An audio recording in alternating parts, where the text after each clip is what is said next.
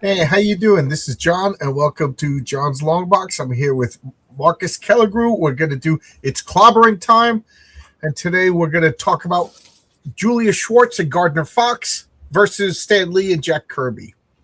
So a little bit of real people battling. Well, in real life, Jack Kirby could take them all. So Yeah, Jack Kirby was a scrapper. Although Julius Schwartz was like a giant, right? yeah, I met Julius Schwartz. I have his autograph on a book. He was a tall guy, Yeah. not So like Joe Kubert. Joe Kubert had the grip of steel. oh My yeah, hand still hurts. Yeah, I don't know why I'm picturing Julius Schwartz as like it's just like the kingpin. So it'd be funny. oh, he was tall, thin guy. He was a thin. Oh, he's thin. Yeah, he's thin. Oh, okay. I don't Okay. know who was. Yeah, he was a thin guy. This was in 2000. So Yeah. we're just gonna filibuster a bit till people show up. There was a con. There was a convention in White Plains, New York, in the county center, and this guy spent a ton of money. He had the biggest comic panel ever. Some guy painted this huge, like all the 40s, and he called it the old time classics. So it's just who was there, like, and there was Bernie Wrightson and Dan DiCarlo from Archie, and John Buscema and Dick Ayers and Joe Sinnott and Joe Kubert and Julius Schwartz. I mean, I can't even go remember everybody who was there. You know, I and it was dead. Nobody went. I remember And I was there. I had a table. my my wife. I took her to New York Comic Con, and it was her first time going. And the show Fringe was on TV, so there was a big panel on Fringe. So I she remember Fringe, sure. and then downstairs in the basement there was just like old timers just talking about old school Marvel. Yep. And I was like, let's go. And my wife's like, all right. And it was empty. And we just like basically like sat around the circle having a conversation rather than just watching a panel. You know, Yeah, it yeah. was fun. My wife said she had a big smile. She loved it. There was articles on the internet. It was early then, but like there was articles on us being there, pictures of me and my writer, and nobody was there. And this guy took a bath. I mean, he had all these guys there. Brian Bendis was there. You know, they were doing Powers then, before Marvel. I met Howard him. was a, I remember it was meeting a great comic. got the artist's name. I got Powers signed by him. Michael Avon Oving, the artist. Yeah, Mike Oming was there. They were all so young, you know. And it was all way before any of this. All this I stuff. have a theory that Brian Michael Bendis, like he cares about his own creation, so he does a good job. And then it's like Marvel, he like sabotages so that it sells less, so people will buy his comics. I don't know.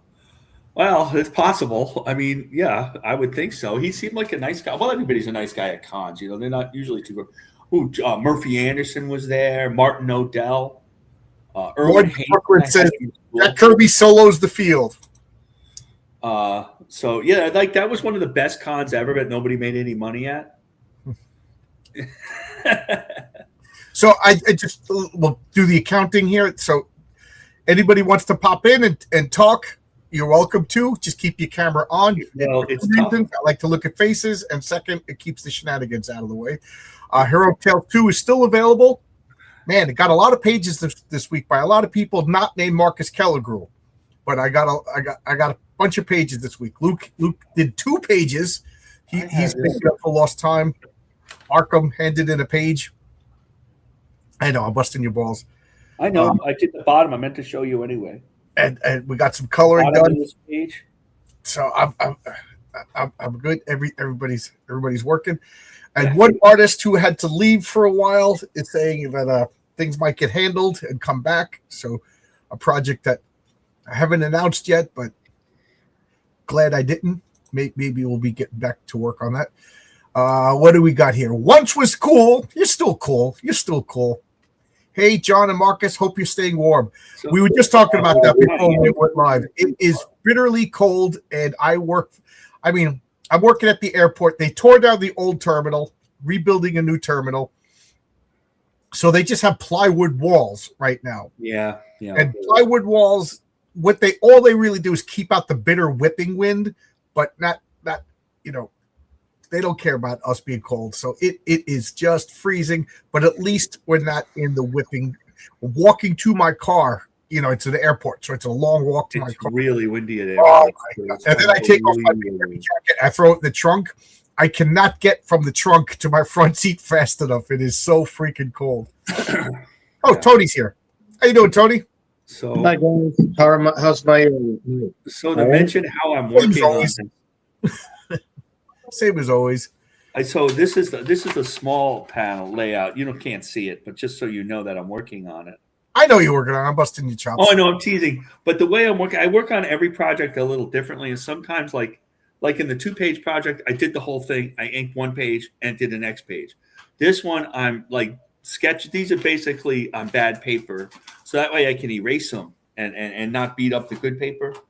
And I'm gonna do like the whole thing and then whip through the inking. Like the penciling on the Bristol board and inking. So I feel semi-accomplished, not completely accomplished. I need an assistant to trace it for me. That's what there you go. We need a trace. Well, I think he was sent back to Ecuador or something. My assistant. So that's a little joke. I have no idea. I have no idea what you're talking about.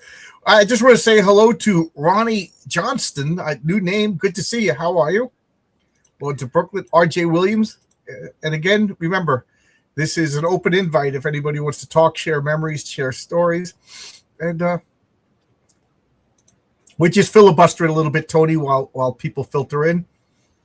How's the weather over there by you in Albuquerque? Thankfully, we didn't have much snow, but it is bitterly cold here. Cold. What's bitterly cold in Albuquerque right now? Cold that can just cut you to the bone. Like you get up, and it's like it hits you. You get in your car, and you have to and it sucks, right? Because what I used to like to do is turn my car on and leave the heater on, and then get some coffee and stuff. And by the time I go out, the car's all warmed up. Can't do that anymore. They'll steal your car now. So I have to just freeze my nuts off going over there, and then driving the car going. Albuquerque wasn't that bad when I lived there. It wasn't that bad. But the thing about Albuquerque, it was like random, like this 4-block area is good. This 4-block area is bad, at least by the university area where I lived. I had friends that lived in, oh man, I'm forgetting all the names of all the little suburbs now. Los Lunas. I'm surprised it was good to be honest with you, I'm surprised it was good by the university. Universities are usually kind of rough. Yeah, maybe I'm just used to it, or you know what I mean. But University City in Charlotte, they have sections of different called names, and I go there, and it's secretly rough. Like Charlotte keeps their crime down, but there's a lot of car break-ins and stuff. My wife is breaking news. It's 44 degrees in Albuquerque. That's bitterly cold. I would love it if it was 44 degrees in New York. Let's see. It's 7 degrees right now. Is it? 7 degrees. 7, yeah, it's like 17 here. Oh my God, it is so. That's pretty cold so cold. Yeah, that's pretty cold. I remember though, Albuquerque, there would be like a dusting of snow, and people would drive in spinning in circles around. They do that here too. Just bad driving.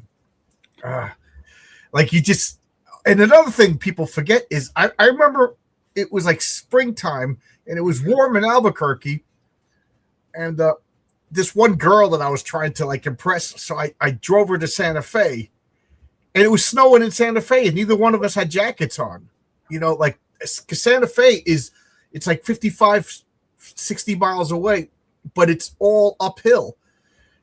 People always talk about Denver as the mile-high city, but we forget Santa Fe is also a mile high. It was cold. We were like, let's get out of here.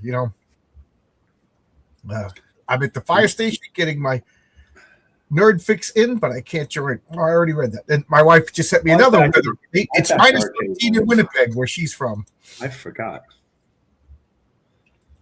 But you could at least go to the Frontier Diner and get a bowl of green chili stew or something, which will warm you up. If you're not mugged on the way to the sounds like to me to the diner there, Tony. It used to be the crimes would be relegated to certain areas like the war zone. The student ghetto had some dicey stuff, as John would probably, back me up. But now, and again, I don't want to bring politics into this, but as the state has gone bluer, the crime and the homelessness problem has skyrocketed.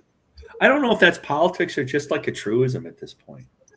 It's just. I gotta say that there was a lot of homeless in Albuquerque because, for the most part, it was nice weather. Yeah, there's a lot. That's why there's so many. There was a couple when I worked at the pizzeria.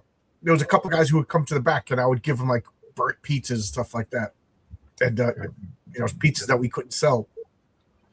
And they say like they came from other states and they just found themselves here. That's what they do in California. Yeah. And I was like, yeah, makes sense. I felt bad. Most of them were drug problem people, but some people were just like down on their luck people. Well, the mayor didn't round up of New York City, didn't round up all the, like they've always done since I was a little kid, round up all the homeless. And it would be a big controversy because they never wanted to go into the shelters, but the police and the social workers went out and got them. Well, he refused because they decided that was cruel, and 10 people froze to death. Yeah. He's starting out very well, though. Yeah, Jesus Christ. Not to get political, but Giuliani and Eric Adams were teasing the new mayor. And Giuliani, for those who don't know, is Republican, and Eric Adams is a Democrat. They're both saying good job. Like, usually you can't help it in a city the size of New York. One homeless guy a year usually freezes. Oh yeah, somebody. Yeah. Well, it's so big. Yeah, absolutely. But it's already 10 people froze to death in New York this year. The issue is that the job is way too big for that young man. It would be big if it was a Republican and he's a communist. So it's tough. And it's beyond politics. And with the 2 million pages or 3 million pages of the Epstein files, it was just revealed today that his mother was going to parties hosted by Ghislaine Maxwell.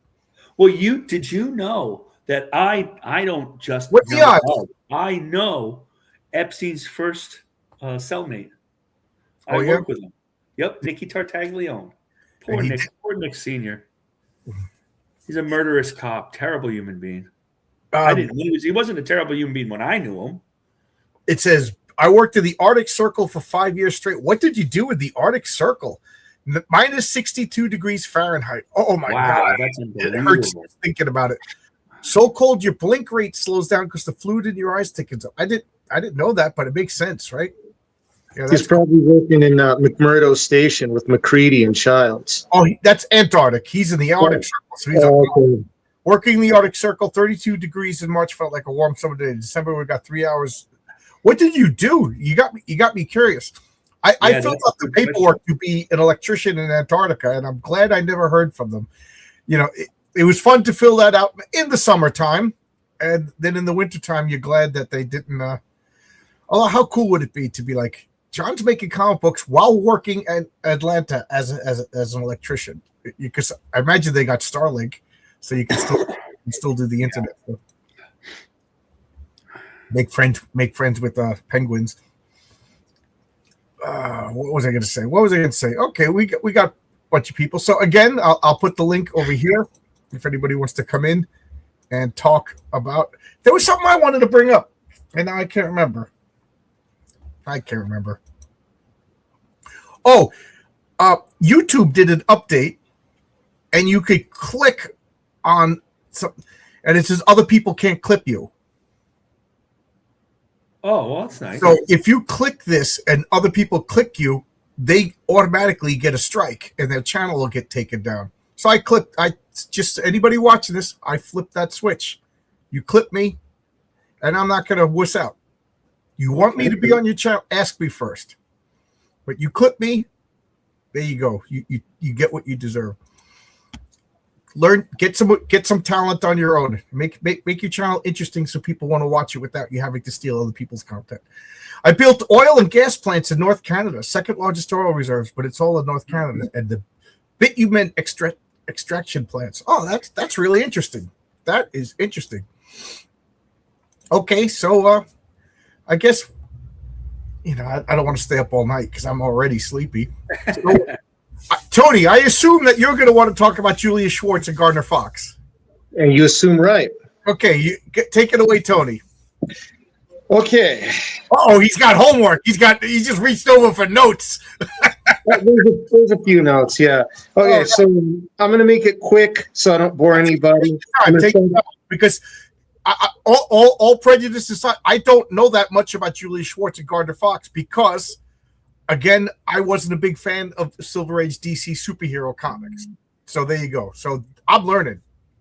Okay, well, let me put here. All righty. He was Gardner Fox. Was born in May the 20th, 1911, died on the 24th of December, 1986. He was a New Yorker, born in New York. He was estimated to have written more than 4,000 stories, including more than 2,500 for National/DC. Wow. Now, Fox was born to an affluent Long Island family, so he didn't really have to work too much during the Depression. He graduated law school from St. John's College with a degree in law, and he decided that he wanted to support himself through his love of the written word. He was a prolific reader as a child, and he used to like to write all sorts of things, mainly in the areas of science fiction and fantasy.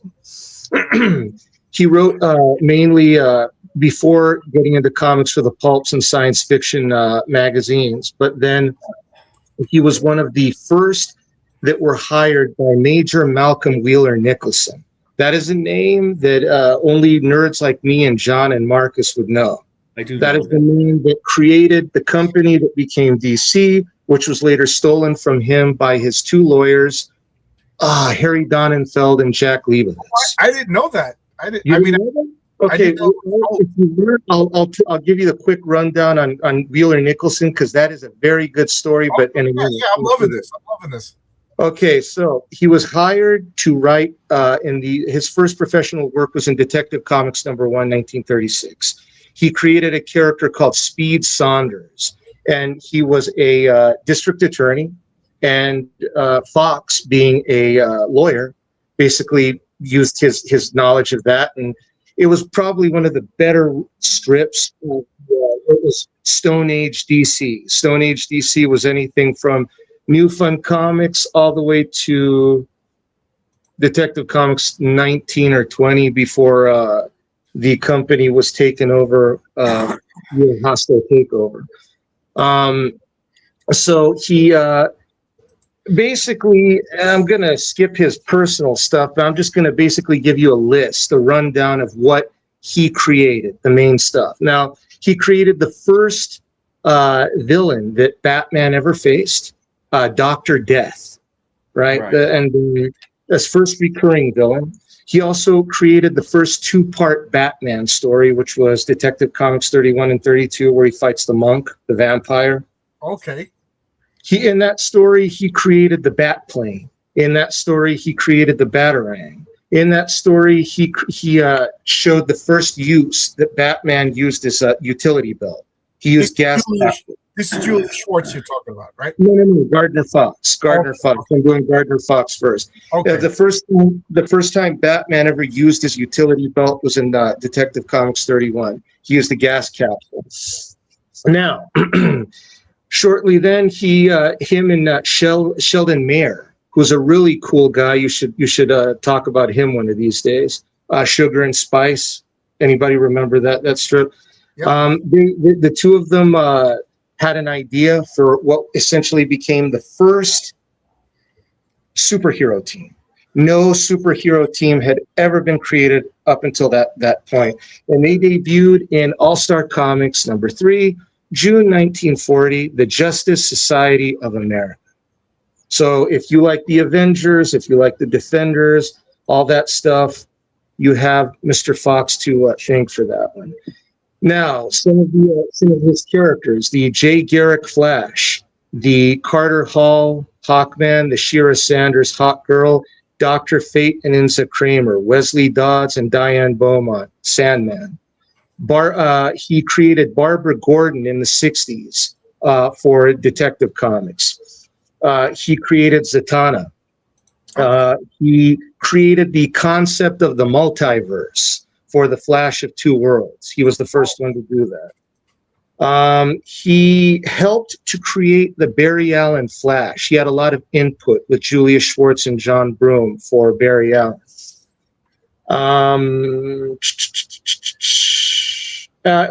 Guy Gardner was named in his honor by his friend John Broome.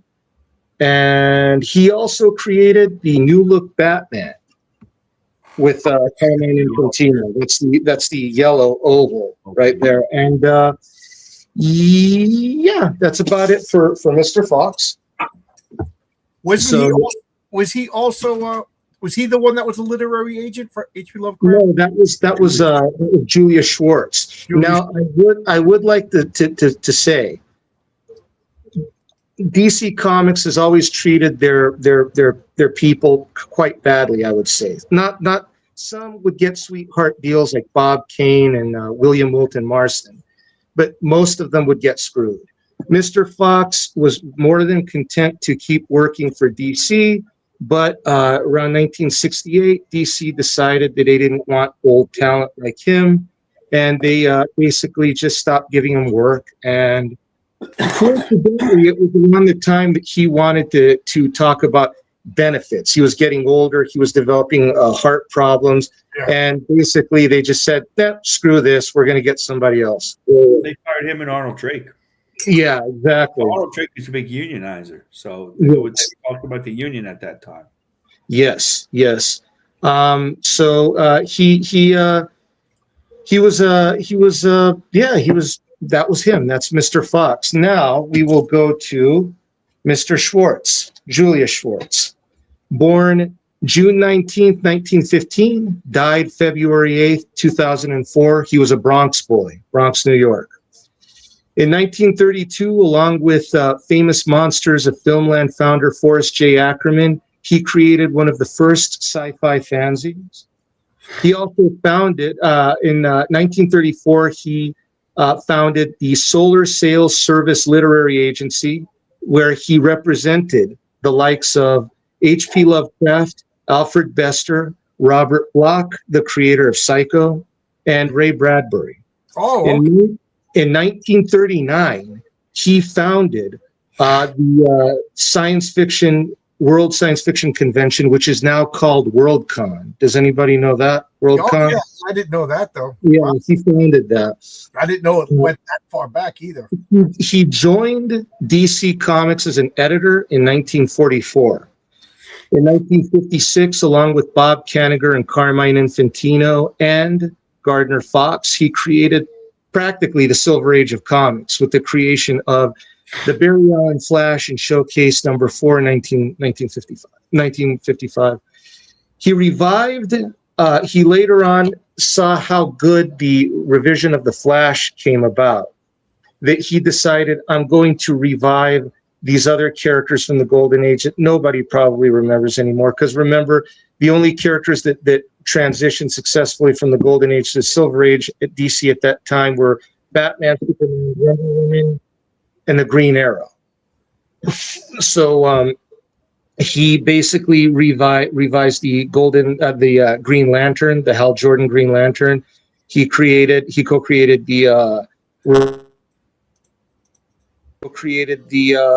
Hawkman, the Silver Age Hawkman, along with Joe Kubert, and he came up with the bright idea to order his old friend Gardner Fox to redo the JSA as the Justice League of America.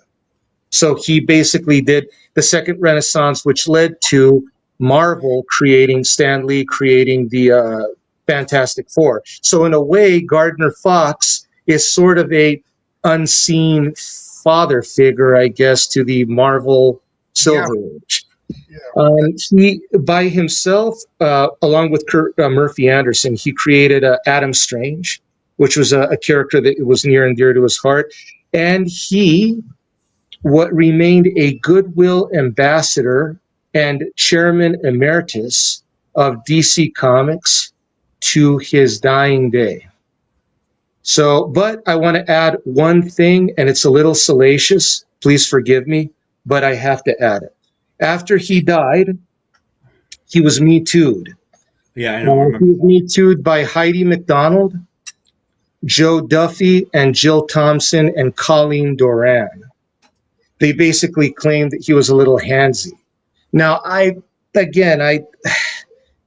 if you accuse somebody when they die, I'm a lot less inclined to believe it. So, his wife had died by then. Yes. Well, his wife died by then, and he's a man of a different time. So slapping somebody on their butt or something isn't that big a deal back then. But now it's not a good idea. And he did have an eye for the ladies. We don't know. That's absolutely true.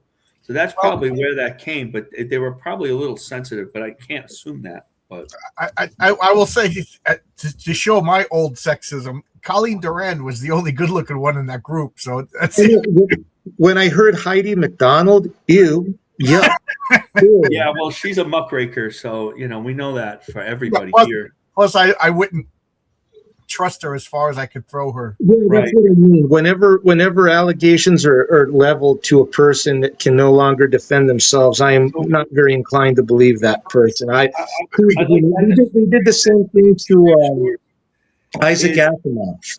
He was a handsy person. He touched me in the butt. Well, he's dead now. He can't defend himself. 1960, where it was like, get me some coffee toots. Well, exactly, right. So those are the two guys. Can't talk at the same time. You both can't talk at the same time. Somebody's got to stop talking then. All right. So Tony, finish up. I'm saying that's it.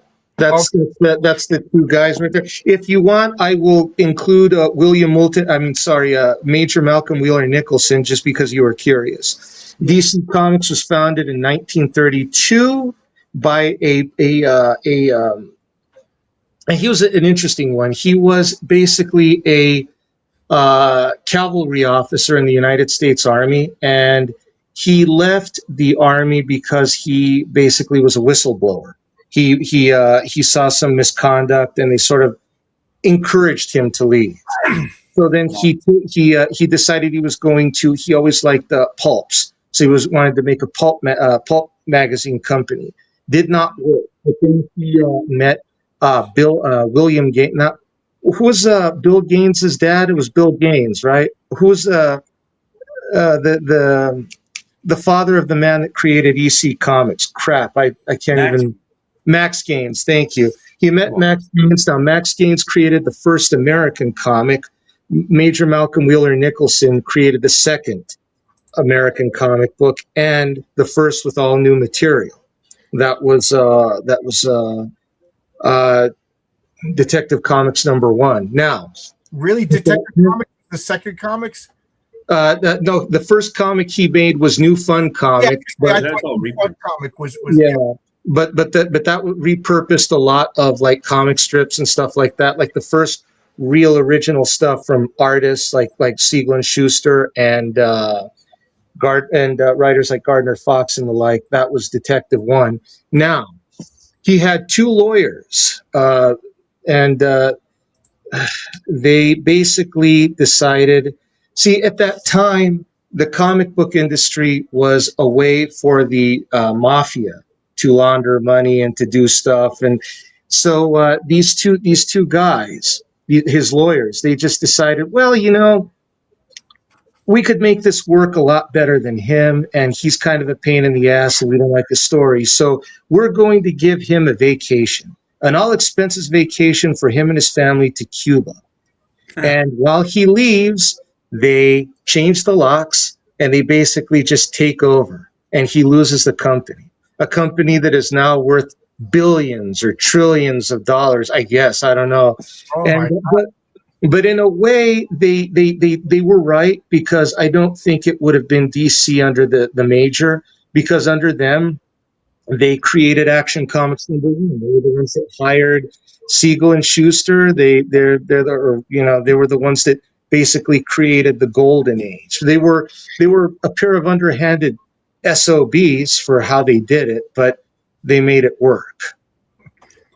They were successful underhanded SOBs. Exactly. And they were the ones that absorbed Max Gaines' company, All American Comics. Yeah. Yeah. So, Well, I didn't know any of this. I mean, DC was really two separate companies, and their characters crossed over. essentially, I always tell people this, and it's kind of a screwed up thing to say, but if you want to know the history of Golden Age comic books, essentially a bunch of guys, mostly Jewish guys, screwing each other over. All Jewish guys. Essentially, that's what it is, you know. Yeah, all the original comic book people were New York Jews, like Pretty much. Yeah. New York Jewish invention. So when you're reading your comic books, have some matzo ball soup and a bagel. You know. Okay. There you go. I was gonna say drink some borscht, but I won't punish you that much. That is just nasty. Wow, I didn't know that. Like Marcus, you know about the Charles. So I'd like to say that the way they styled it, they did their comics, and Julius Schwartz, like as opposed to later on, I mean, he was it's an editorial driven stories. So he was really involved with the plotting of the story with the writer, with Gardner Fox and John Broome and whoever else, mostly Gardner Fox and John Broome. And they created the cover first. Yeah. And then he created the comic in a full script. And so the comics of the 60s, which is the Silver Age particularly, well, the Golden Age is the Golden Age. It's like the Wild West. Who knows? But the Silver Age particularly was full script and a certain style. You know, it's plot driven rather than character driven. So what you have is you have Green Lantern, and you're reading the early ones. You're like, well, this is pretty dry until you get to about the teens and all these wild stuff. He starts going to other planets and everything, and they start developing the core. And the same thing with Adam.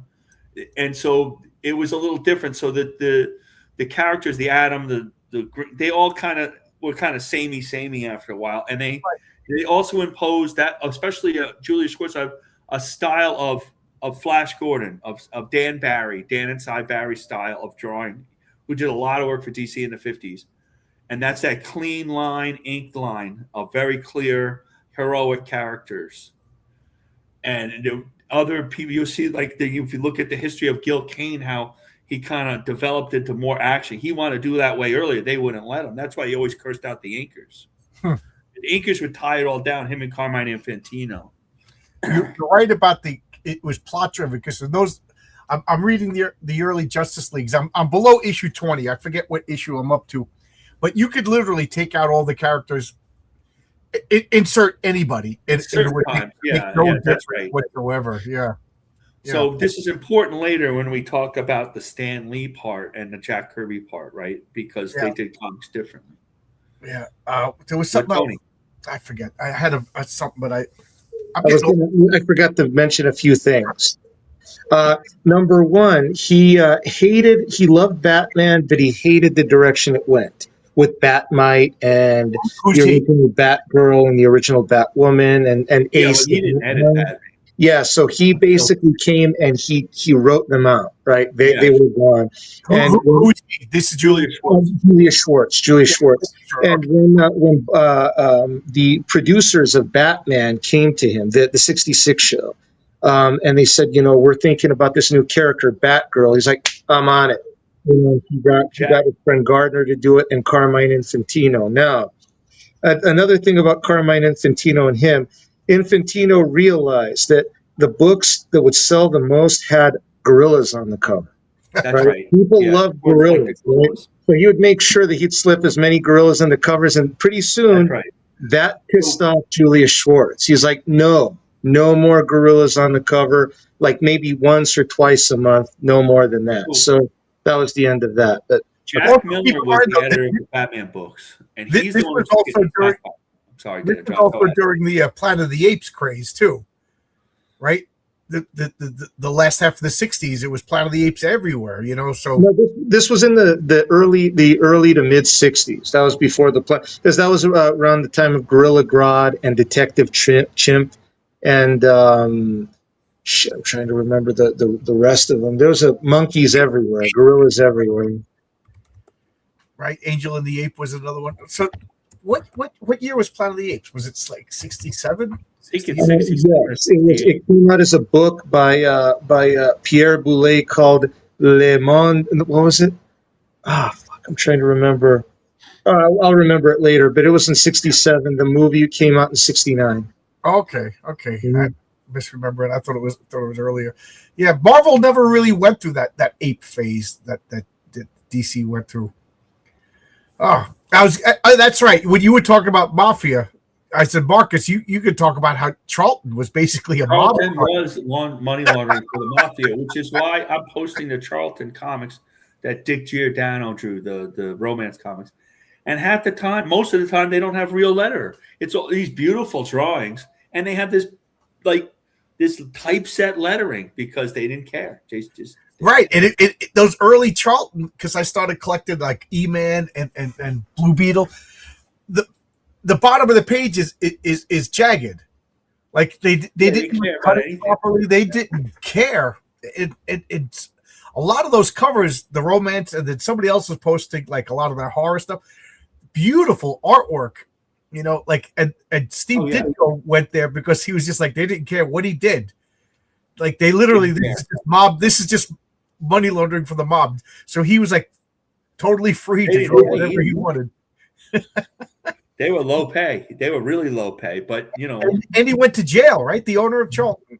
Yes, he went to jail. Right. Yeah. So the comic books were mob tied. And that's the reason why Stan Lee would refuse the writers to use the word mafia. That's why it became Magia or Magia, however you pronounce that. That was a Comics Code Authority thing. That was like a rule, like if they. I thought he just didn't want to piss off the distributor guys. In Will Eisner's The Dreamer, he does a little cartoon of the mob coming up to Eisner and Iger. And little Jack Kirby goes, and it's not Jack Kirby. He changed all the names. And the guy's little guy, you get out of here! I'm gonna beat your ass. And they didn't come back, and they were always doing that, especially early New York. And Jack Miller was the editor of Batman who took it in the sci-fi area, and the world's greatest detective moniker really came about with Julius Schwartz. Because Julius Schwartz had very smart comics for the time, whereas Mark Weisinger's Superman was really for 7-year-olds.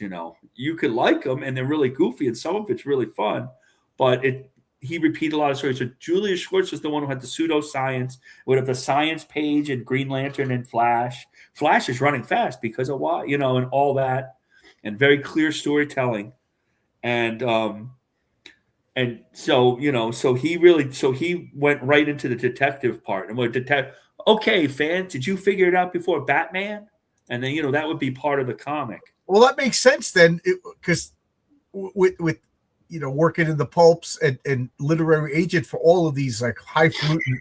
I mean, at the time, these pulp guys were considered bottom of the barrel, but nowadays, Robert Bloch and Ray Bradbury, these are like literary giants now. So that's right. He was the one. Julius Schwartz was the one that got Alfred Bester the Green Lantern gig after Bill Finger left. I still say the Golden Age Green Lantern is probably one of the best written Golden Age comics. You had Bill Finger. Out and read that one. It's still. You had Bill Finger, you had Alfred Bester, and then for the tail end you had Bob Kanigher, and you can't beat those guys, especially Alfred Bester. Like I said, there's any science fiction nerds here, read The Demolished Man. Really great book. Oh, by the way, I'm still reading The Scarlet Pimpernel. I'm a very slow reader, and I'm really enjoying how it's it's pro French royalty. Mm-hmm. Like my whole life, we were just like, the peasants were revolting because the French royalty were the bad guys and they were oppressed, and the regular people. But then you realize what a disaster the French Revolution became. Like, the Reign of Terror was horrible. You read The Scarlet Pimpernel, and it's just like we got to save the royalty from these horrible. Murdering peasants. It's pretty good. I like that. I'm like cracking up reading it. And if you read Alexander Dumas, he's the complete opposite. He's like, kill them, chop off their heads. So it's funny to see like a whole. I don't know. I don't want to get too political. This is supposed to be an escape from politics. This is supposed to all get like in the past 5 years. I'm really, really reevaluating everything I learned in school. Oh yeah. So anyway, so that was great. You taught me a lot about those two characters, Julius and Gardner, who I've known for 40 years, but I really don't know that much about them because I've always been a Marvel guy. I grew up loving Marvel. I could talk about Marvel all day long, and I could talk about DC from the 80s on. Before 80s DC, I didn't like it. I always say Gardner Fox is the foundation that DC Comics is built on. Everyone says, Siegel and Schuster, yes, they're important beyond words. Bill Finger and Bob Kane, just as much. But the foundation, the core characters, the teams, all of that stuff was created by Gardner Fox, a man that sadly, outside of you three and maybe a handful of other people I've met, nobody remembers his name. I know a couple. That is a crime. That is a crime. Now, let me ask you this, because when I was talking to Jim Shooter, he was saying we got to start having continuity and stuff like that. Who was the one telling them no? Was it Julius Schwartz, Gardner Fox? He worked for Mort Weisinger. Oh, you worked for Mort Weisinger. He didn't really work for sure. He worked for the Legion of Superheroes. Superman was all Mort Weisinger. Mort Weisinger was a real taskmaster. He's trying to make a 13-year-old cry. No, he really gave Jim a hard time, like a really hard time. You know what's funny? Editorial, the way DC set up the editorial in fiefdoms, where Julius Schwartz would have books, Jack Miller would have a book, then eventually Joe Orlando, Dick Giordano, and Mort Weisinger would have certain books, and they didn't all cross over. That's why it wasn't all one universe. Right. It was way later in the 60s when Marvel did their mold, that kind of fell into the universe thing. Because even though the characters crossed over, they really didn't have a lot.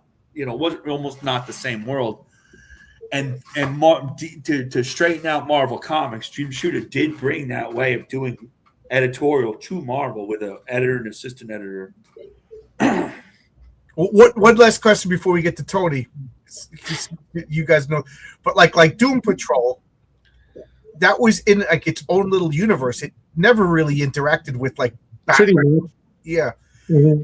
Yeah. No, I was saying with the creation of multiple Earths, something that is now highly reviled by everyone that I know. Everyone hates the concept of multiple Earths. But the reason he did that was he loved his old characters, and he was pissed off that he couldn't write Jay Garrick. He was pissed off that he couldn't write Dr. Fate or the Hour Man. So he did that to bring them back. Because I don't know if you remember this, John, but if you go back and you read the showcase number 4, the comic book that Barry Allen is reading before he gets struck by lightning is a copy of Flash Comics with Jay Garrick on the cover. Right. So essentially the way it was done, originally intended to be done by Julie Schwartz, was those guys are just comic book characters. They don't exist anymore. Just write them out. These are the new guys. These are the new guys. And you know what bothered me? That the older characters were Earth 2. That drove me nuts. That drove me nuts.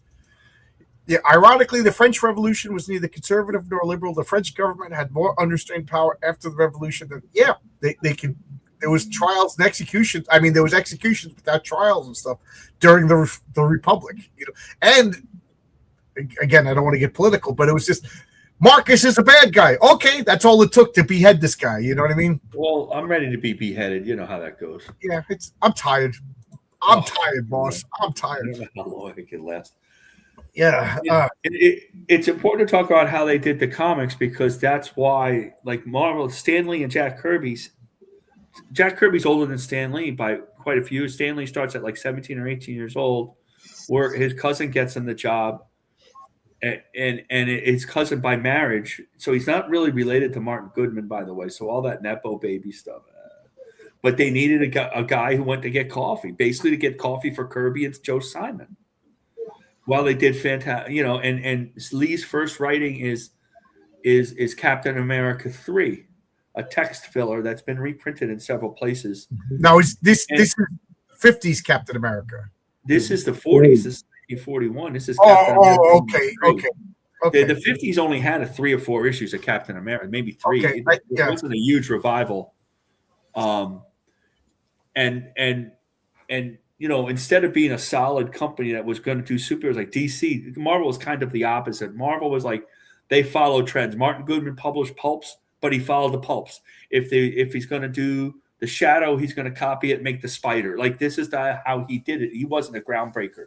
The most groundbreaking thing he had was Bill Everett, who nobody ever talks about. Bill Everett, who created the Submariner in 1939 for a company not Marvel, and ended up bringing it to Marvel and created all sorts of characters. But that's a different show. Really, I didn't know that. So Submariner was created for another company? It was in Famous Funnies, black and white, given out at a movie theater. Motion Picture Funnies Weekly.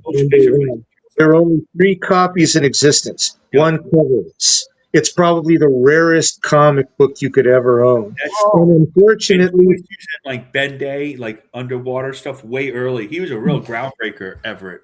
it was the existence of it was discovered when the publisher died. It was all sold in an estate sale. So you had a box with 3 comics and the preliminary covers for an unproduced second issue. Unbelievable. Yeah. So that story has been reprinted.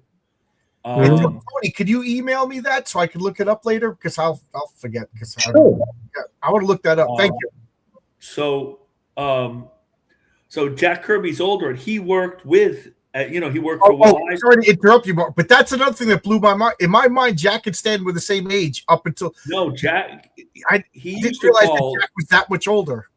He used to call Stan Lee Stanley. They didn't really treat Stan Lee all that well. They treated him like a gopher boy. They were nice to him, but they were, and him and Joe Simon were the boss. Joe Simon was virtually the editor-in-chief of Timely Comics. He was running Timely Comics. Okay.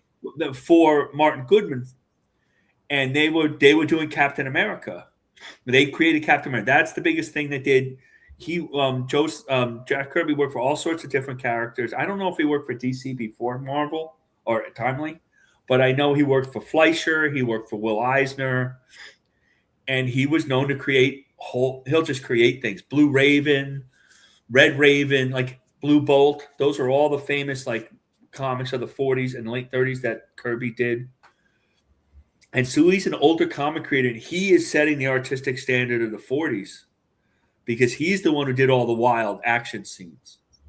Like the guy, not the action scenes you see in the Fantastic Four now, like in the 60s, but straight, all tall, like characters jumping from one page to the other, big, giant, double-spaced Freds, the Red Skull, giant monsters that the characters were fighting, all like kind of stretched out and stuff, and on circular panels. A lot of people were influenced by that, and they created Captain America.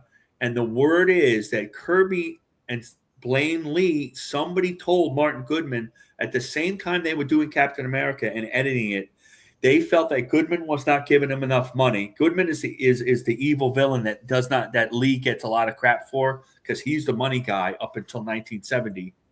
And he never wanted to pay the artist. He'd pay the writer, but not the artist. Goodman was not a guy who liked artists. So they felt like they weren't getting their due. They were supposed to get royalties. They were supposed to own Captain America. Sorry to interrupt you, but that blows me away. That it just shows you, like, how did Marvel succeed that well? Because I'm a comic book writer. I can't draw to save my life. But even I know without a good artist, your comic is dead in the water. Artists were just it's like art, like John Byrne calls them. I'm an art robot. They were just the guys who did the stories. The writers, the ones that came up with the stories to him, from the pulps and stuff. So. And they had some pulp writers write for them too, and so somebody ratted to Goodman that they were starting to create stuff for DC Comics for National at night. That was like Boy Commandos and that type of stories, and they got fired. Captain America 10 was the last Captain America, and they just kept the style going, and they went, and so Stan Lee falls into they all go to war, and he comes back, and there's nobody the editor. He becomes the editor of Timely Comics. That becomes Atlas, and it's almost like Charlton. He's just churning stuff out. Nothing. And Kirby's working at DC, and DC doesn't like Kirby that much. He doesn't have the same style they want. Doesn't have the Dan Barry style. He did a lot. He did way less. The least stories that he did was his work for DC. He did a lot of work. Boy Commandos, Newsboy Legion. But he created the Unknown, right? Wasn't that his Challenge to the Unknown? Right. He did all sorts of work for them. But then Jack Kirby co-created with Jack Miller the Sky Masters, that Wally Wooding, the legendary comic strip that they didn't make any, and it's out of Jack's pocket. All the guys want to be comic strip artists. They don't really want to be comic book artists. They want to work for the strips. They want to be Milton Caniff and Alex Raymond. So he does this beautiful comic, and he doesn't make any money at it. And the Wood brothers, Dave Wood, and Dave Wood and his brother write it for him. So he's paying all this out. And Jack Miller decides to sue him for the ownership of this comic. And Kirby loses in court. So he's virtually blackballed. He can't get any more work. All he gets is these backup stories. No more Newsboy Legion. No more covers to Star Spangled. He did the covers that he did. This was, and so him and Joe Simon break off and they create Romance Comics, Black Magic Comics, their own comic thing. But that all falls apart. And he has to go back to Marvel. He and at the time they're just doing Marvel's doing Funny Animal Comics, War Comics, whatever the popular comics. When Jack goes back to Marvel, was this after Manley died, or after Manley died? What was his first name? John Manley. No, Joe Manley. Joe Manley. Joe Manley. For those of you who don't know, he was like Stan Lee's go-to guy. The main artist of Stan Lee at that time was Don Heck, Joe Manelli. I always say it wrong. And Manelli died walking between subway cars. Long Island Railroad. Subway cars. It was like Metro North or something. No, I heard it was the Long Island Railroad, but it might be Metro North. Yeah, like Long Island Railroad, Metro North, the same, right? And then they were all drunk. Right. They don't say that, but that's what's come out since. And now he doesn't have his artist. The comic book is all shrinking. It's all collapsed. No superheroes are dead. Marvel's just following, and all he did was he commissioned all these artists: Joe Sinnott, John Heck, 5-page stories, 6-page stories, war, romance, cowboys, everything, and he's writing them all. And he can't write them all. He's the only writer. This is the smallest operation in the Empire State Building. So he comes up, how am I going to do this? Well, I'm going to tell the artist the story, and I'm going to dialogue it after. That way I can have a bunch of artists working on all these different stories, and I'll just type it in after. The Marvel method, yeah. And then they're shut, and then Martin Goodman says, we're not making any money. Martin Goodman one day comes in, opens up a closet, and there's stacks of artwork, because Stan Lee's been commissioning all this artwork. Gene Cole and John Romita, everybody is doing work for him. And he goes, you have all this stuff we're not going to publish anything till this is gone. And, he wasn't spending any more money. And he's done, right? He starts doing that. And there's no artist, and he doesn't know what to do with himself. He doesn't want to do anything. And Jack Kirby claims he walks in one day looking for work, and Stan Lee's crying, which I don't think is true. That's a Jack Kirby thing.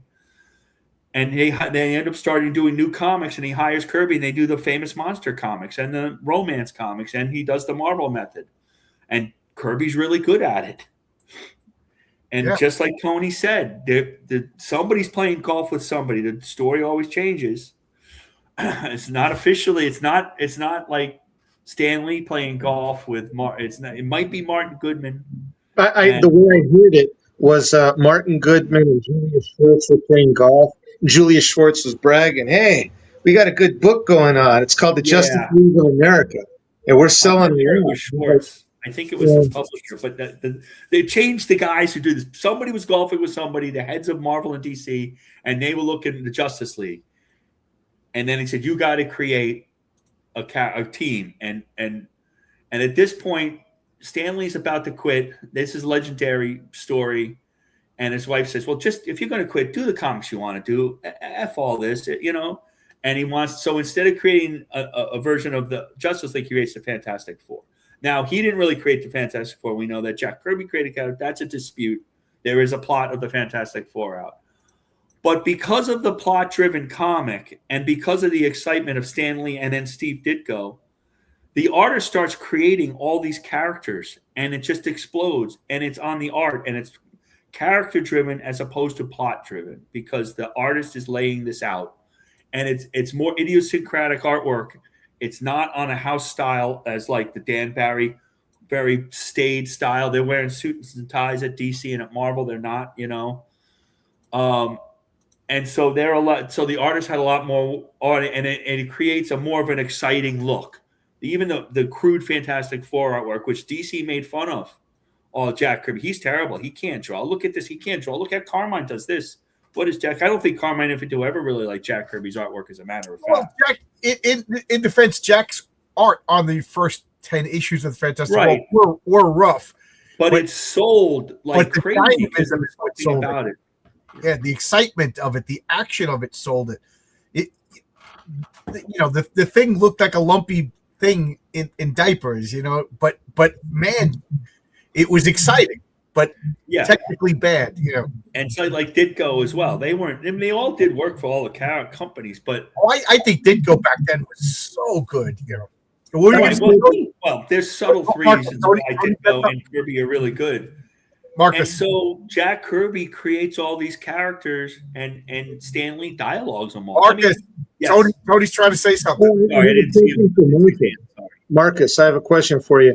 I heard that the main bone of contention between Lee and Kirby was the fact that none of Kirby's artwork was returned. Is that true? That's later. Nobody got artwork returned until the 70s. Okay. That's way later. He sued Marvel for that, but that's not. I heard their dispute. I mean, their dispute was started in '66 when when a guy from the Herald Statesman came in to interview Kirby and Lee, and he was a writer, so he hit it with Lee, and Lee was like an actor, and he would stand on the desk and said, "I want Thor to do this," and they would have all these wild story things, and Kirby sat in the corner smoking a cigar and is grumpy, And he's not a grumpy guy, but he looks grumpy, right? And so he had this glowing article that's basically about Stan Lee, and I don't even know if the Kirbys got the Herald Statesman, but people called them up on the phone. Roz, see what they did to Jack in the paper. And so Roz read the paper, and then that was it. Kind of like Kirby kind of kept creating for like a year and a half, and after that, even though it was great, he didn't create anything new. He didn't create anything new after like issue 75. Right. Yeah. To the end. It was just redoing a lot of people give Stan Lee guff for that, but I don't know. That's Stan Lee was a showman, and like it or not, he made comic books popular. Like he went on the talk shows, he did like a college circuit and stuff like that. To me, he was like the kayfabe was like, look at me, yeah, and that got on people's nerves, especially when you were Jack Kirby and Steve. The current thing is that Stan Lee never did anything. He never created anything. I think pretty clearly some of it was co-created, and some of it was created. A lot of it was created by Jack Kirby. But Stan Lee never dissuaded anything. I think that he felt badly about that article, and he tried to apologize a couple of times. But Roz never liked him, and once the wife doesn't like you, that's the end. And especially back then, right? I mean, Roz is the caretaker for Kirby, who can barely drive, because he has so many ideas in his head. I heard that story. Yeah, he literally. That's in the 70s. I heard that. Yeah, because he was distracted by his own thoughts. Man, holy mackerel! So and they really liked each other for a long time. You couldn't work together like Lennon McCartney or something and not like each other, but it didn't work out. It did 10 years. I mean, what are you going to do? And I think that some of it, the dispute is Martin Goodman. They left because Martin Goodman did not give the royalties and the money that they promised. When Marvel was sold, Jack was supposed to. Now, he refused to be the art director. He didn't want to be the art director, but he was supposed to get some part of it like Lee did, and he didn't get it. And they all have the big Ditko, and Ditko left because of this, Ditko left because of Green Goblin. A lot of it's the money. Now, Stan Lee takes too much credit. That is for sure. Like, he never dissuaded anybody that he didn't create Captain America. He did not. But for a long time, people thought he did, and he didn't tell them that he didn't. I mean, that's a Stan Lee thing, and that pisses people off. Yeah. But this explosion of different style comics creates the Marvel Age, and they can only do 8 comics a month because they're being They're such a mess. They're being distributed by DC Comics. Right? Can you imagine that? DC Comics is dictating how many comics Marvel Comics can make. Which is why they had those half comics, so they could have all the characters. That's right. Yeah. That I don't. No, 'cause Jack Kirby left by then. He was at DC by 1971, so that's not necessarily true. Well, not that I'm not defending Stan Lee, but I'm not sure. I'd have to look that up. To be honest with you, yeah. I do think that they were better together than apart. Just like the Beatles. Hey, holy mackerel, Tony! That's chubby Tony. Yeah, that was me when I was a teenager. Yeah, I met him a long time ago. Yeah, I think Kirby's the real driving force of Marvel Comics and the Silver Age Marvel Comics. There is no doubt more than Lee. Lee just gets slightly too much crap. That's all I mean. He did something. He was the editor. He's the one who approved all the covers. He's the one who approved when they need change and stuff. He was the editor by himself for a long, long time. They didn't add writers until they expanded the line. As much, I love Jack Kirby. Oh my God! But I got to admit, when he came back to Marvel and he had Devil Dinosaur and all this, and even went with DC with Commandy, and a lot of it was just like, you needed an editor to focus. And the more I learned about Kirby, the more I realized this guy, he was thinking about so much stuff. And I wonder did Stan keep him laser focused? Sharp. I think so. I think that Stan was the first one to give credit to all the writers, artists, eventually the letters and colors, all the credits. He created, the guy who didn't want to give credits created all the credits. That's kind of ironic. But Kirby was the guy who did all of this, and Kirby thought he was writing the comics, so he would put all the dialogue in the thing and what the characters were saying. And the key was Kirby didn't read the comics after they were done, so he really did not know exactly what was going on, which is also why he didn't really care who inked him, because he didn't really look at the comics when they were finished, when they were inked. And he never wanted to, ruin somebody's job. He's not somebody. He's in a depression. The depression. Yeah, there was a good story about Kirby when he went to DC. They were like, "Okay, we're gonna, what do you want to do? We're gonna have to make a place for you." And he said, "Put me on a comic that was gonna get canceled anyway." Like he didn't want to, so they put him on Superman's pal Jimmy Olsen. That's right. Which is a C-list comic at the time. That's right. Which is a nice story. And then what did he do? He introduced Darkseid and the New Gods in it. Well, the New Gods were supposed to be Thor. He came up with the New Gods, or the New Gods-ish, while he was on Thor. He wanted to kill Thor and Odin and all that, have Ragnarok. And then the New Gods, because after Ragnarok, the New Gods, there's always New Gods, were supposed to be New Gods. And Stan Lee goes, "No, you can't do that, because Thor's great." Yeah. Thor sold. He didn't want to get rid of Thor. So those New Gods and new ideas were percolating for whatever. Roz told them, "Don't give any more new ideas to Marvel," and so they ended up being at DC. And they drove. This is like Marvel was the little engine they could. They did everything they could to be non-DC, not as corporate. Face front true believers. Let the audacious Donnie Heck, jazzy John Romita. You met John Romita. Is he really jazzy? I mean, Yeah, that was it. For a guy who got crap for stealing the crap, he made all of those names like Rascally Roy Thomas, and it as a kid, like I told you that I didn't know what the numberings meant. Like they were just numbers on a comic book. I didn't know that they were sequential. You're supposed to buy them in order. But and I didn't know like Dave Cockrum. When I first started reading the X-Men, I didn't know who Dave Cockrum and John Byrne was. I just saw art and how cool it was. But then you started reading the credits, and it was like Rascally Roy Thomas, Stan the Man Lee, Gil. What was Gil Kane's? I forget what he called Gil Kane. Sugar Cane. Yeah, Sugar Cane or something like that. They all had cool names, and you started to really check, when they thought it was cool, that's like, look at all these. That's what I thought. Like the bullpen would be like the coolest place. You'd go there, and they're throwing paper airplanes and drawing Spider-Man, and maybe they have costumes on. Then you find out that the hippies, yeah, you find out it didn't exist. They were working from home. That doesn't mean that one comic. You could like one comics better than the others. They were different, but eventually, it was Stan Lee, written by Stan Lee, art by Jack Kirby, ink by Dick Ayers or whatever. But eventually, if you notice, it's Stanley Jack Kirby production. Eventually he said plot by Steve Ditko for both Right. Spider-Man and Doctor Strange. He gave up some of that. He really liked working with Steve Ditko an awful lot, actually. He liked those little smaller stories. But, the Marvel method, he started recruiting different artists like Gene Colan and John Romita from these guys. Gene Colan and John Romita are stuck doing romance comics. They weren't allowed to do superhero comics. They wouldn't have these guys do superhero comics. That's inconceivable to almost everybody. And Gene Colan started moonlighting as Adam Austin, and Romita was burnt out and just wanted to be an inker, and they talked him into being a penciler.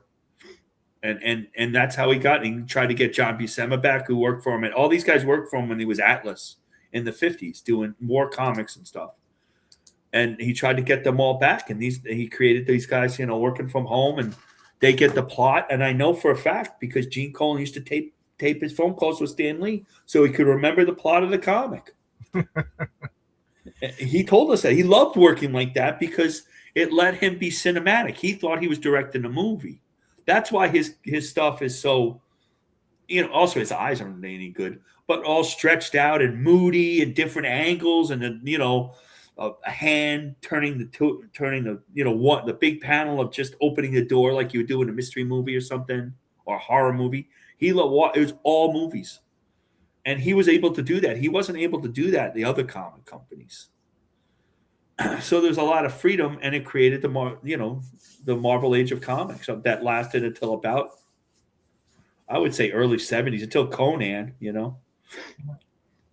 So I guess this is the point we've been talking for an hour and a half. So now that everybody in the chat, we got a bunch of people watching. Thank you, everybody. A bunch of new names. Thank you. So Julius Schwartz, Gardner Fox, obviously DC Comics, foundational for DC Comics. Foundational for comics. And then we got Jack Kirby and Stan Lee, foundational for Marvel Comics. So what do you guys? I think I already know who our panel is going to pick. Not so fast. Here comes the curtain. Conan didn't ruin anything. That's just a demark. Zach Tan says in the chat, so Conan ruined everything. No. That's just a demarcation point of kind of when the Silver Age ended. He didn't really ruin everything. You're right. I read that someplace that's kind of what it's accepted as it's a death of Gwen Stacy, Conan number one. And Marvel made a lot of money in Conan. Stan didn't want to do Conan, and Roy Thomas talked him into it. And they were going to put John Buscema on it, but his page rate was too high, so they started with the low page rate Barry Windsor Smith. So it didn't really ruin stuff, but yeah, it's different. It was different. Stan wasn't writing everything by then. Denny O'Neil was writing comics with him, and Roy Thomas and Gary Friedrich and Mike Friedman, and the artists and writers started going back and forth. It wasn't as proprietary as it was before. All right. Now, my take on this. All four people are instrumental for the American comic book industry. If you're a DC fan like me, it's like I said, I consider Gardner Fox to be the slab that the company's built on. But that being said, I think Lee and Kirby did more for the medium. I think Lee, with this Carnival Barker style, come on, everybody, come on and read comics, showing up everywhere, movies, television shows, recording records, the Merry Marvel Marching Society. I think he did more to drum up business and get the normies in. Whereas Julius Schwartz did a few interviews. I don't even know what Gardner Fox sounds like. I don't even know either. Yeah, I've read interviews with him, but I've never actually seen him be interviewed. And Joe Kubert, I've read interviews with him, and of course he did the cartooning school. But you're right, Joe. Like people who are not in comic books could mimic Stan Lee's voice. Mm-hmm. That's how popular and famous he became, and that's part of like what I say. Like, I think he knew, and he kind of figured everybody knew. Like, I'm doing this for comics. He's the showman for comics. You know what I mean? And then it's like, of course, Jack Kirby created the Fantastic Four, but I'm performing. It's kayfabe. It's professional wrestling. You know what I mean? And I think he was Uncle Stan. But And the other thing he did Not that's getting really celebrity. I think other people got annoyed that they weren't getting celebrity. So I'm saying, so my vote is Stan Lee and Jack Kirby. That's I'm my surprised vote. by that.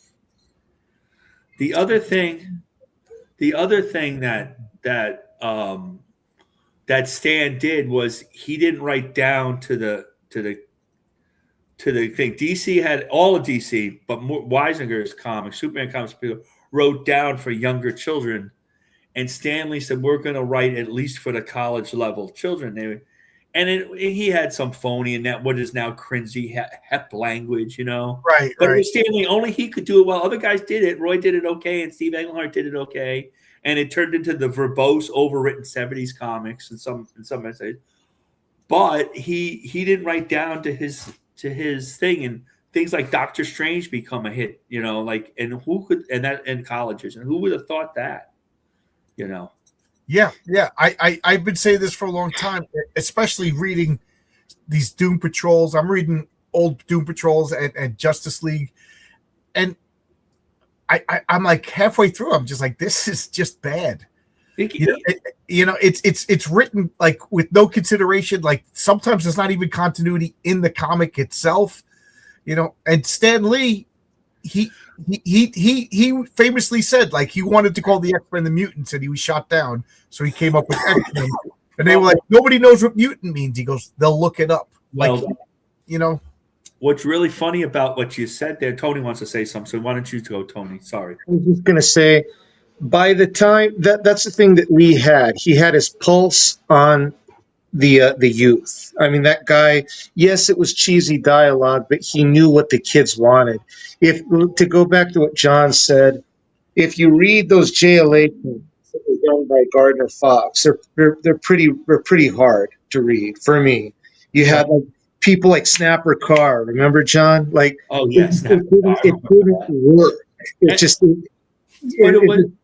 But it was the artwork too. Like Mike Sikowski could not bring, and these all guys ended up bring that action that you were thinking. You think go back now, and you're like, now it's crazy artwork. Everything's crazy, but it stayed, and Superman didn't do anything because he was too powerful, and they were kind of flat. And it's not bad artwork; it's well drawn, but it's not as exciting. I have no complaints with the artwork. Right. The problem is like it. I sent the story. I sent the question to Chuck Dixon and asked Chuck Dixon. I saw that question. Yeah. And if you see that, I am asking him like, I watched that. Yeah. I said, like, if you have a story, do you force the characters to go along with your plot, or do you come up with the plot and then the characters just, they do what they want within that plot? And the problem is, if you read those Justice Leagues, here's the plot. So Superman just gets defeated by whatever because that's what the plot requires. It is so obvious that these characters just shoehorned, like following, like they're like a train on rails going through the story. Whereas I think Stan Lee and Jack Kirby, in the middle of the fight, Ben Grimm and Johnny Storm start fighting, and and ruins Reed Richards' plans. Then Reed Richards is frustrated, and then Sue starts crying. You know what I mean? Like that's not supposed to happen. But that's cool. It was fun. The other thing that Stan and Jack did, playing off and Steve Ditko, is the continued story. Now they don't go 6 issues, 3 issue. The Galactus saga is 3 issues, and it really ends halfway through the last issue. Yeah, but they continued. DC never had continued stories. They never did, and they did the continued story, and then they just did the bombastic artwork. That that's unsaid. And when they stopped doing the continued stories, it's like kind of like Jim Shooter once said, "Oh, no more continued stories," and that like got Roger Stern off of Captain America because he couldn't do what he wanted. Like that was crazy talk. And then that was never done. The artists were more excited. Like what would happen is some things like you could be reading a Daredevil comic and it looks great first half of it. And then Gene Colan realized he has to finish the comic, and all of a sudden everything's got 10 panels because he forgot to do the ending because he didn't pace it. Nobody's pacing it for him. Gil Kane did that a lot. and then they didn't. I'm trying. There's something else I want to say and I forgot. But I know I'm getting sleepy enough, and I'm messing up my own points. Yeah, like we forget the continued story. Like there's just a lot of little things that they did.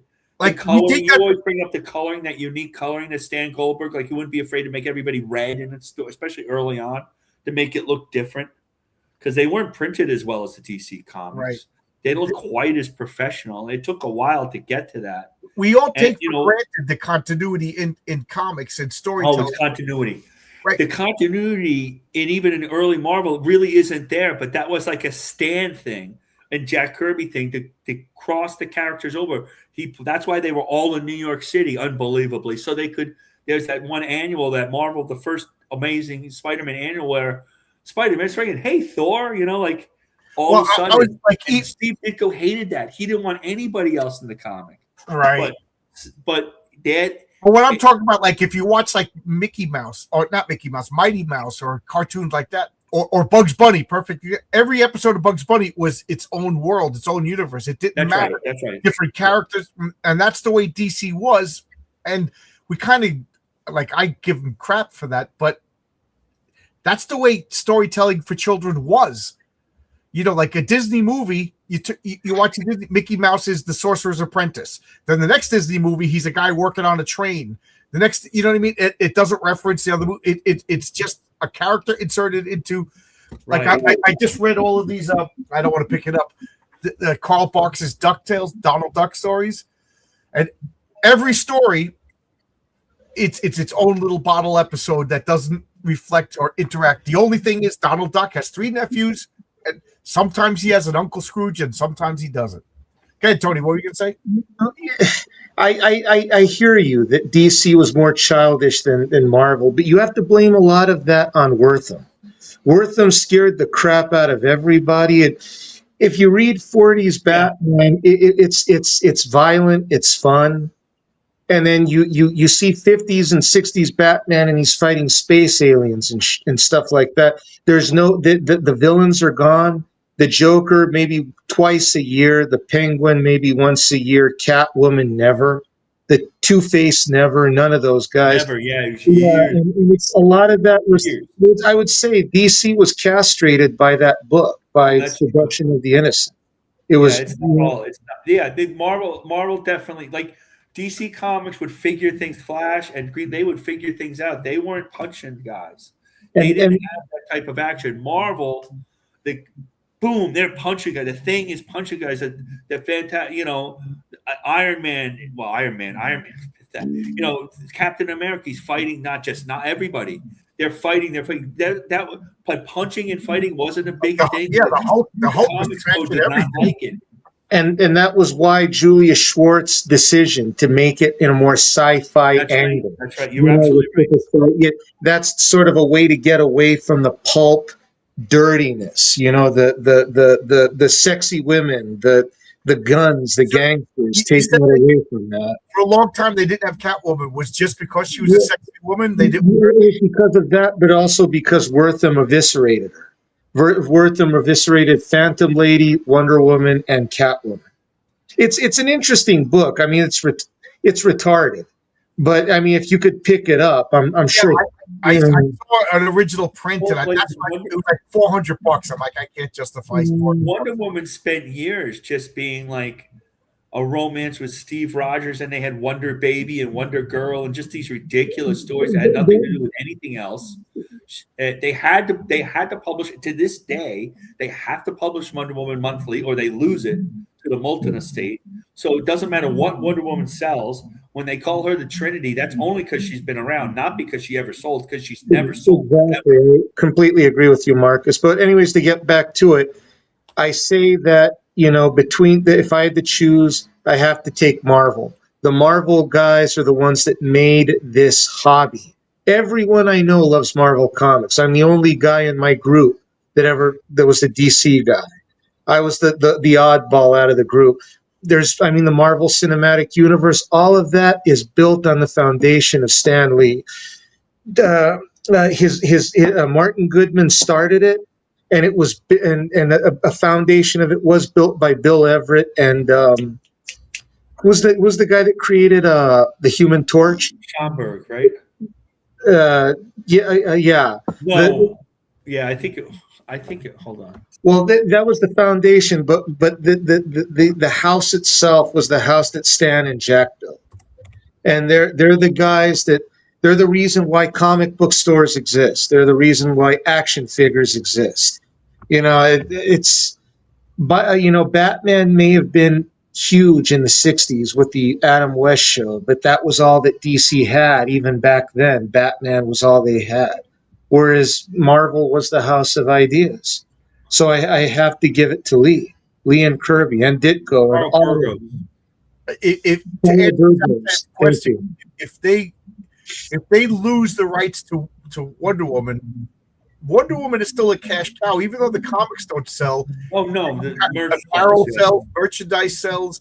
They made $1 million movie on her, so just the patience. Right. No, I know. Well, she's more Unfortunately, popular they now. followed it up with a piece of garbage movie, but like potentially Wonder Woman, she really is the most famous female superhero. And it would be such a humiliating cost to lose her. But I'm starting to wonder if DC is. They had to make Wonder Woman because if they didn't produce Wonder Woman monthly, all the rights would go back to William Moulton's estate. Right. Which wasn't Rye, New York, by the way. He was one of the guys that received the Sweetheart deals, the famous DC Sweetheart deals. A handful of them got them. Most of them got screwed. But yeah. And that's why at the end of Crisis, George Perez, they had to know what to do with Wonder Woman, and one of the biggest negatives about Crisis is that Byrne and Perez didn't take up Superman and Wonder Woman right away, like the other things, and so that's why Trina Robbins did a 4-issue series because they had to publish Wonder Woman every month. Like there's a lot of publishing and business decisions that drive the creative deals that we don't know about, and we're just finding out about now because these guys are all on the internet talking about it, but we never knew it before. Yeah. So we know Tony. That's a surprise to me. I thought for sure you were going to do DC. Marcus, so who's your? Oh, it's going to be Jack Kirby and Stan Lee. I mean, no surprise with me too. I mean, he created.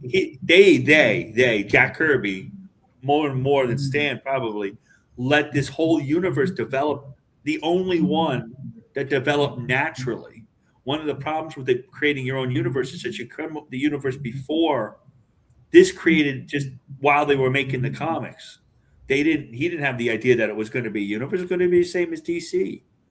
And that's why it works so well, because it came along naturally. And there's mistakes. You go down and read Avengers comic number 7 and Captain America's shield is destroyed one panel and shows up again later in the comic. I mean, it wasn't adamantium and vibranium back then.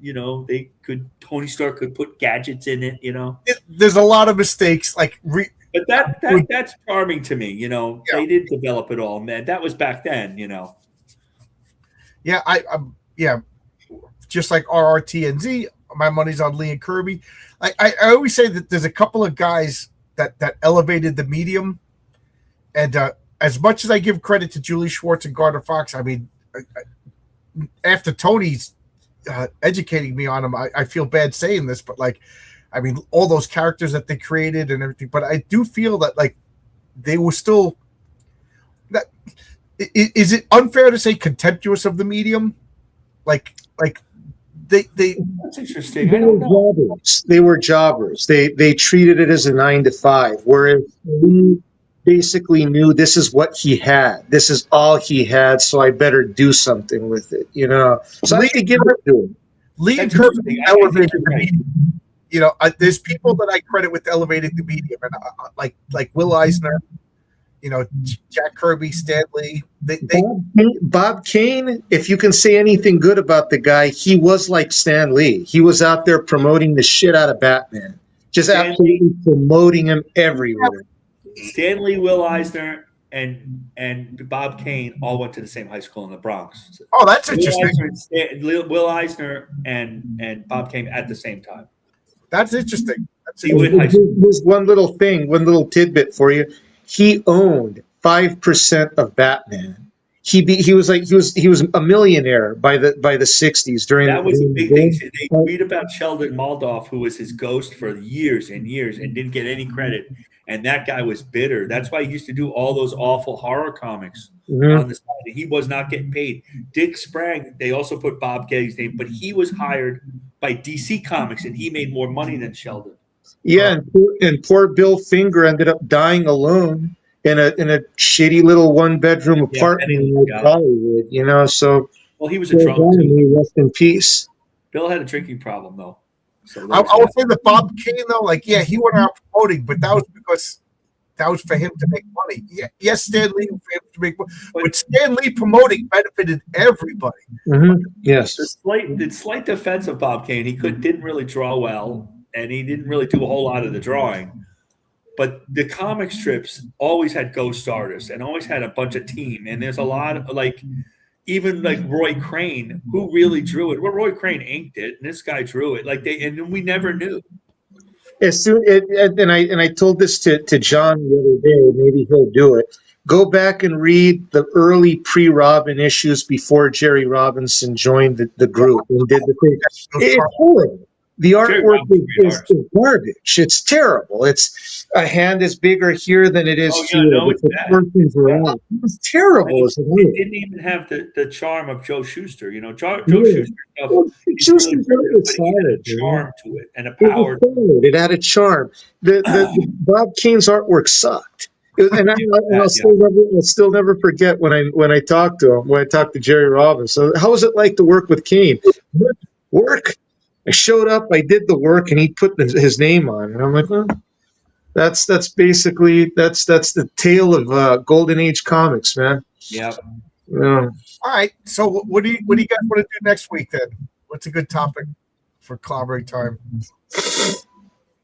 Well, we could talk about this for another 2 hours because I could go on and on and on. Well, I gotta go to sleep. I'm getting sleepy. No, not tonight. Yeah, it was fun. It was fun. Do you want to pick more creators? Yeah, I'll do that. I got the DC guys. Whichever one you want to throw at. Kind of pick. How about like Roy Thomas versus somebody? Who Roy Thomas versus Denny O'Neil? Or you could do. You could do that. Or maybe one of these days you could do William Moulton. The hell's his name? The Major Malcolm Wheeler Nicholson versus Martin Goodman.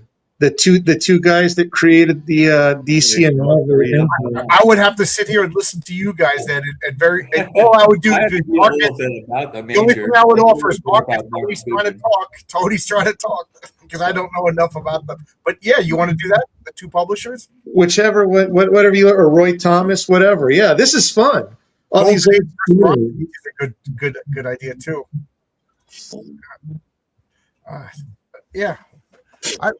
What do you guys in the chat? We got a bunch of people watching. Anybody have any ocean themed characters? Is we a haven't good done one. that. Submariner. We did Submariner and Aquaman once. Did we do Submariner and Aquaman? Yeah, we've that done was so awesome. many. Who won?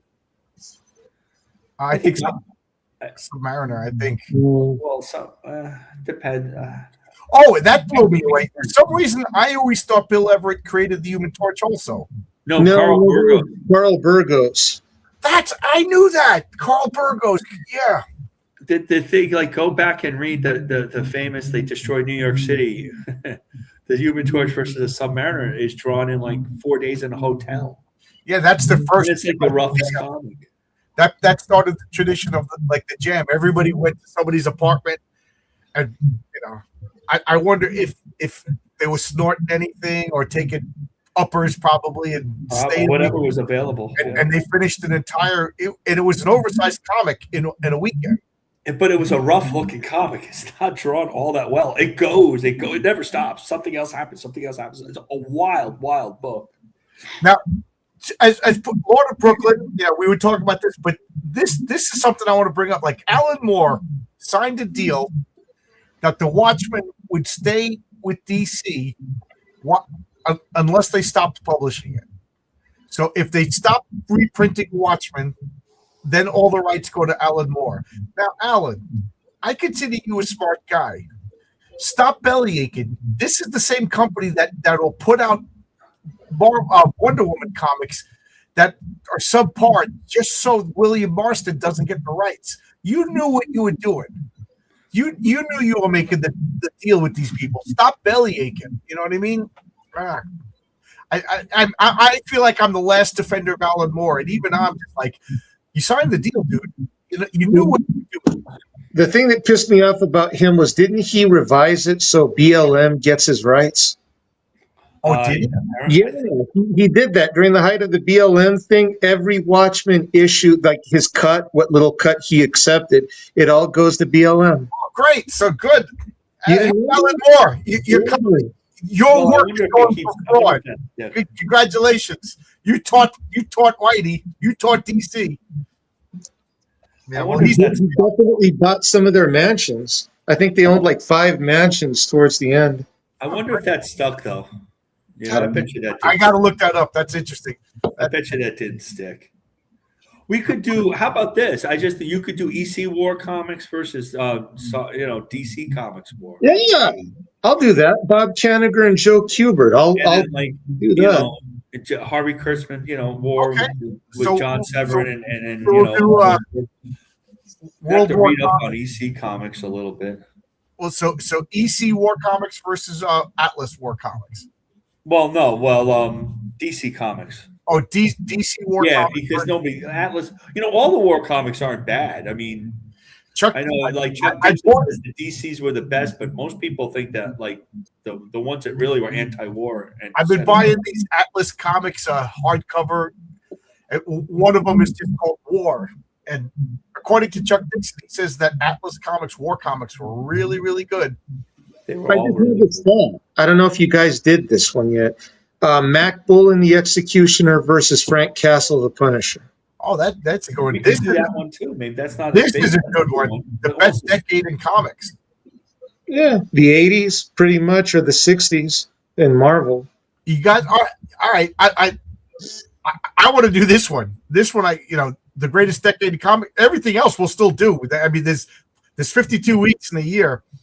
But how about this one, guys? We'll do the greatest decade in comics, and everybody feel free to jump in and argue. Oh, please.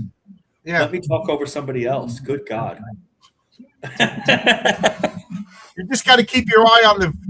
I know I have to keep my eye. Well, I have to figure out if I got headphones, it would be better. But I have to keep my eye on Tony. I definitely have to do that. Next week I'll be better. I'm sorry. I just don't want to talk over anybody. That's why I just sort of do the.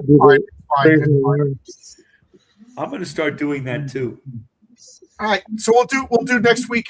Next week we'll do the greatest decade in comics, and then I do like the war comics, EC versus DC. That's fun. We could do genres too, like romance versus, nothing versus superheroes, because superheroes is going to win, but like romance versus detective comics or something like that.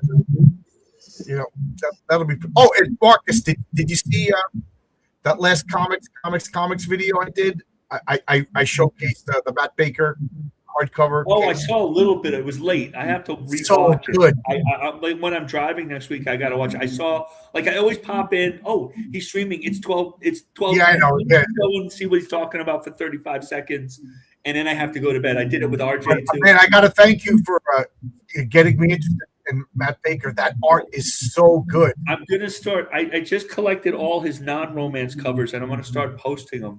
Like Matt Baker. Some of them were great. Some of them non-romance. I did the romance. I want to see Matt Baker. I want to see Phantom Girls. Yeah, Phantom Lady. Great superhero artist too. Yeah, so good. Like anyway, the John Romita thing. What a shame he died. All right, well, we'll go around. We'll say goodbyes. Tony, anything you want to say?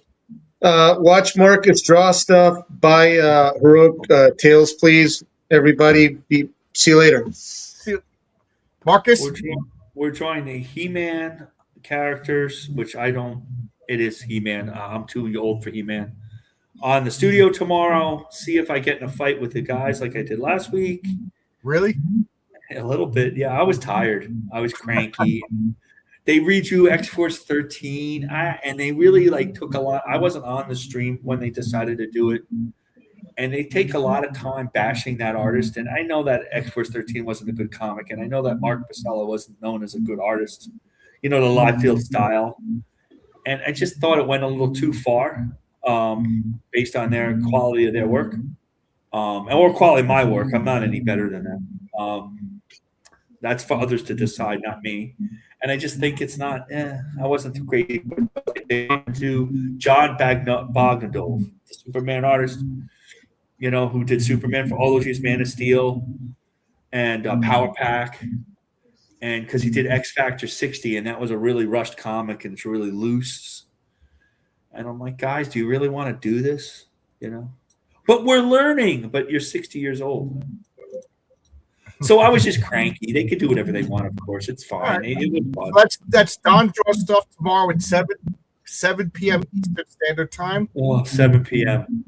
And then 7 p.m. Yeah, we go on for a while, so And then, of course, my comic Heroic Tales 2 is still available on Fund My Comic. Things are moving along. Like there was during the Christmas, New Year's, there was a lull, but now pages are coming in. Renzo is cranking through the Patriarch.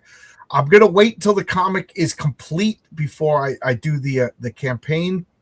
Like I said, that gives me more options as far as things that I could do. So I'm trying to work out something with that, and then I want to go right into that King Fu Christmas comic. See if we could do have it in your hands by Christmas. That would just be awesome. That would be fun.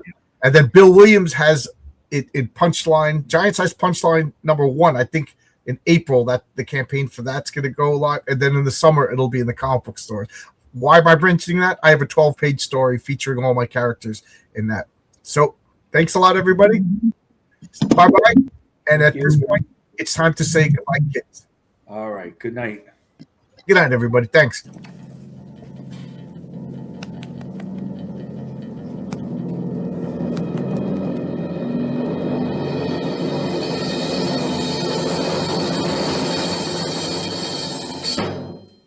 Goodbye, kids.